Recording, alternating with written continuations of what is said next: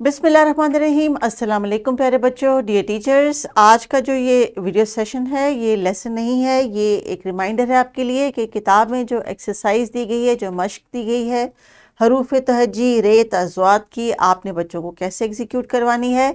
याद कीजिए कि हमने जितना भी अभी तक रिसोर्स बनाया है, डेवलप किया है, पेंट करके रंग भर के क्रेयॉन से, उंगली की मदद से, वो जो आपने क्लासरूम में डिस्प्ले पे लगाया था उसको आपने एक दफ़ा रिवाइज़ करना है।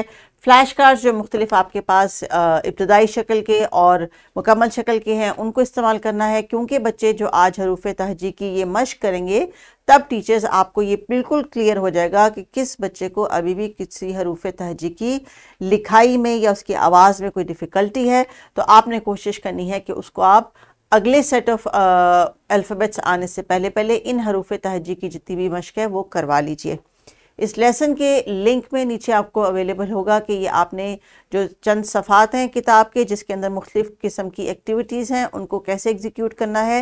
रोज़ाना की बुनियाद पे आप एक आधी वर्कशीट को कर सकते हैं ताकि बच्चों को जो है वो प्रेशर भी ना आए राइटिंग का, और आपके लिए भी आसानी हो बच्चों को असेस करने की और एवेल्यूएट करने की। तो कोशिश करें कि जब ये बच्चे तमाम सफ़ात मुकम्मल कर लें, 3 से 4 दिन में आप इसको डिवाइड कर लें और उसके बाद फिर आप नई आवाज़ों का आगाज़ करें। लेकिन अभी भी अगर कोई पिछली आवाज़ें कन्फ्यूजन का शिकार हैं या हैंड राइटिंग में भी आपको लगता है कि इससे कदरे बेहतर हो सकती थी और भी, तो आप उनको जो पिछली वर्कशीट्स हैं या वो प्रिंट करके दोबारा दे दीजिए या ख़ुद से उनको जो है वो कॉपी में लिखाई के लिए मश्क दे दें। लेकिन याद रखें अभी लाइन से ऊपर या लाइन से नीचे वाली स्ट्रेस आपने बच्चों को नहीं देनी।